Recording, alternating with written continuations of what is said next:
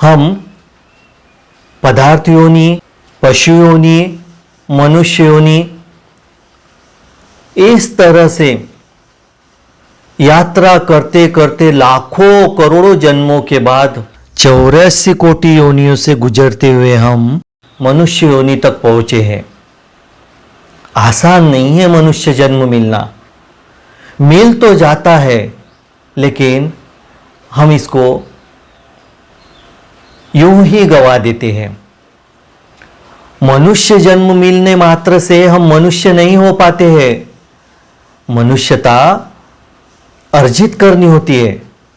इंसान होना इतना आसान नहीं है, इंसानियत अर्जित करनी होती है।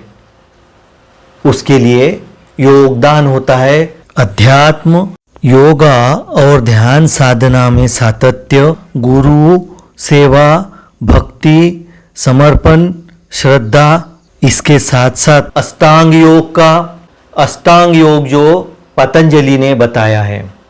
अगर इस राह पर चलते हो, दिनचर्या को, आदतों को, आहार विहार को अगर बदलते हो, वॉक करना, साइकिलिंग करना, इन सब का अगर अपने जीवन में नियोजन करते हो तो मनुष्य होना आसान होता है। कभी कभी कोई विरला मनुष्य हो पाता है जिसे भगवान का दर्जा दिया जाता है, चाहे बुद्ध हो, महावीर हो, मीरा हो, ओशो हो, कबीर हो, कृष्ण हो। ये लोग सही मायने में मनुष्यता को अर्जित कर पाते हैं, चरम ऊंचाई पर पहुंच जाते हैं मनुष्यता की।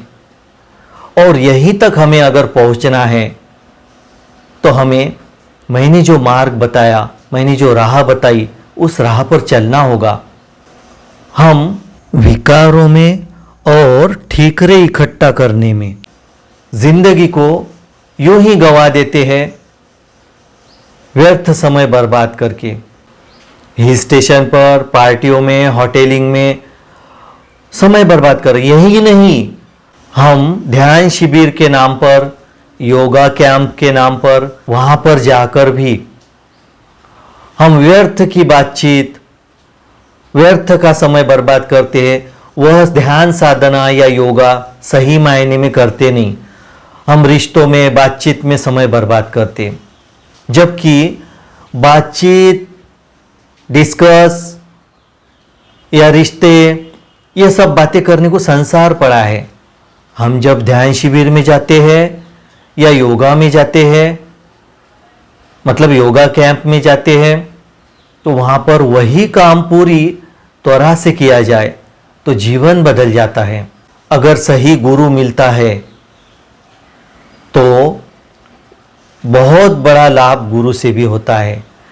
जैसे ओशो उपलब्ध है, प्रवचन, बुक्स, मैगजीन, ध्यान साधना की पद्धतियाँ, इन अनेक माध्यमों से आज ओशो जैसा बुद्ध पुरुष उपलब्ध है। अगर हम लाभ लेते हैं तो अनेक बुद्ध पुरुष उपलब्ध है, अगर हम लाभ लेते हैं तो, चाहे वो बुद्ध हो, महावीर हो, कृष्ण हो, उसमें से हमें सही अर्थ लेते आए। बस बात इतनी ही है।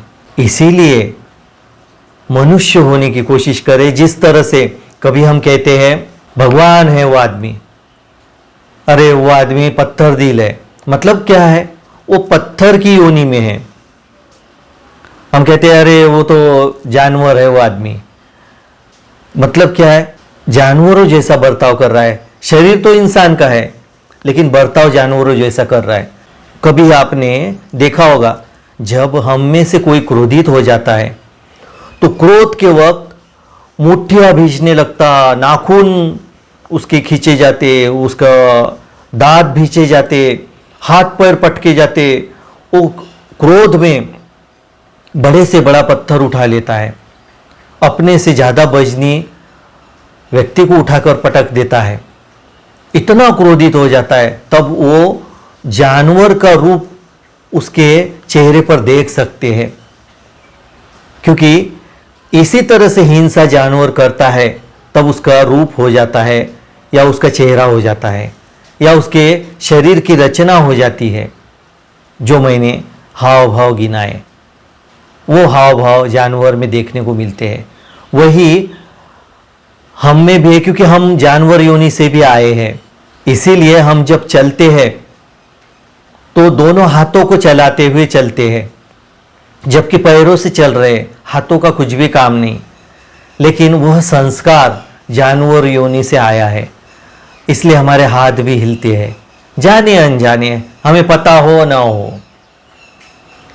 इसलिए इंसान बनने की कोशिश करें, इंसान बने और परमात्मामय होकर इस जीवन को सार्थक बनाएं।